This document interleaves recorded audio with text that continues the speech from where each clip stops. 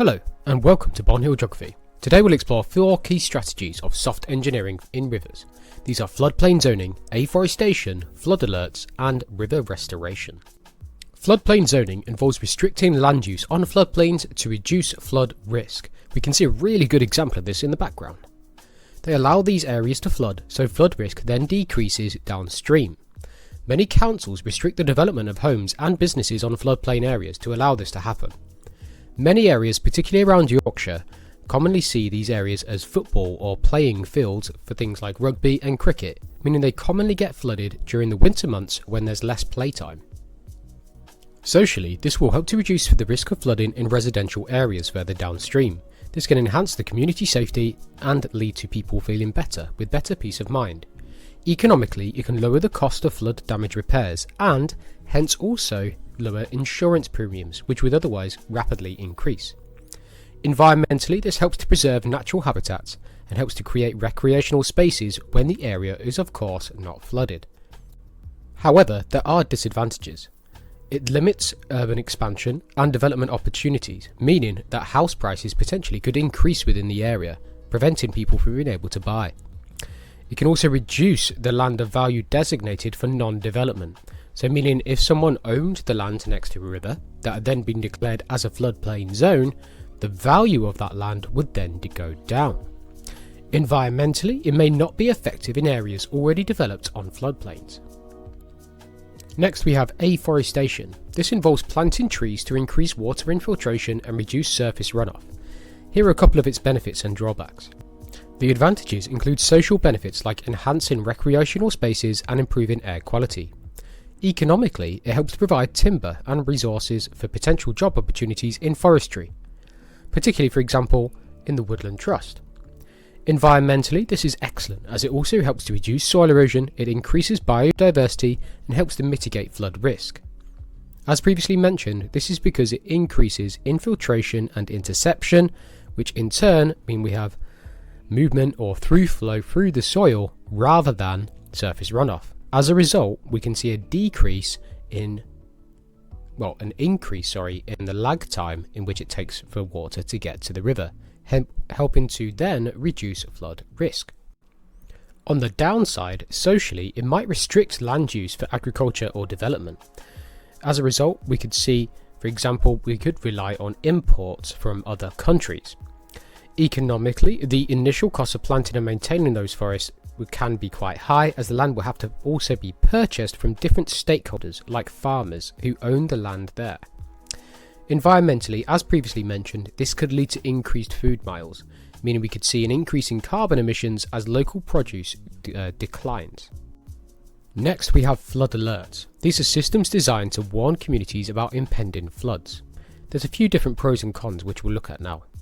The advantages for flood alerts are pretty clear. Socially, they provide those early warnings, which allows people to evacuate and protects their property. For example, putting sandbags in front of the door, or even boarding up windows for extreme cases of flooding. Economically, they, as a result, help to reduce the cost of flood damage by enabling timely protective measures. This is not just from domestic stakeholders, so people owning their properties, but also for local councils to be able to prepare pumps or flood walls to then divert water downstream.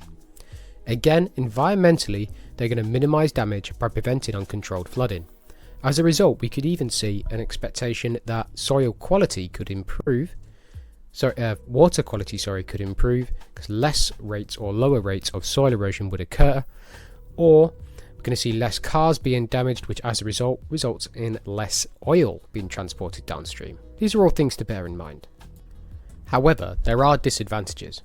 Socially, not everyone may receive or heed the warnings. Many people may choose to ignore them. Economically, setting up and maintaining alert systems can be quite costly. For example, the alert systems going on by the River Calder. Environmentally, these are not actually preventing flooding itself. They only help to mitigate or reduce the impact of the flood itself. Lastly, we'll look at river restoration. This involves returning rivers to their natural state to improve their ecological health. It allows rivers to naturally meander, which can increase flood risk in certain areas, but because the water's taken a longer time to move downstream, the flood risk downstream decreases. The advantages include social benefits like enhancing recreational spaces again, meaning people can walk alongside the lovely meandering rivers, and community engagement with nature. Economically, that can help to boost local tourism efforts and reduce long-term flood management costs, because we've literally restored it to how it's meant to be. This is normally paired with things like river restoration, where trees are planted alongside the river to help further stabilise them and further increase our lag time.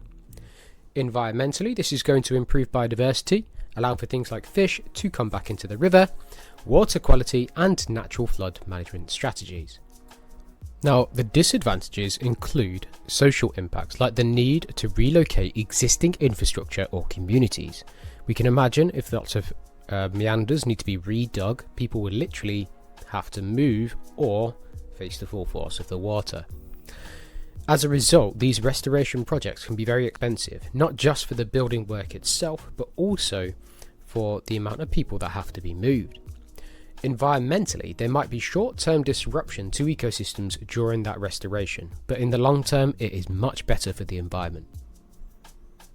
As always, here's a summary slide of everything discussed in today's video. Please feel free to pause here to improve your notes.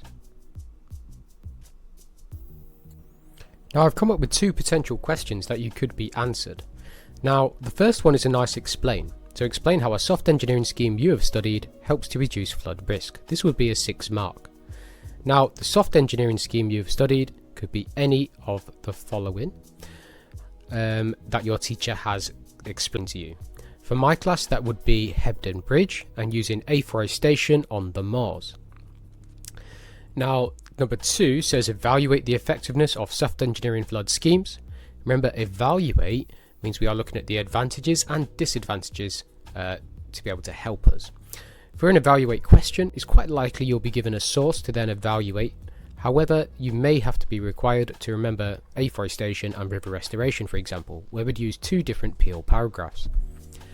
Now, on the following slides are model answers to each one of these, where I've used different contexts for each one. Please feel free to pause here, try the questions, and then go through.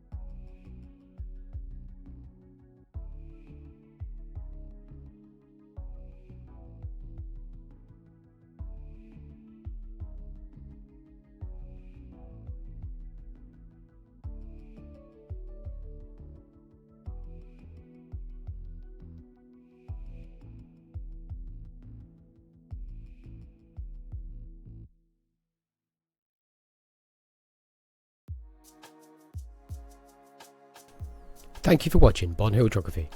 Catch you in the next video.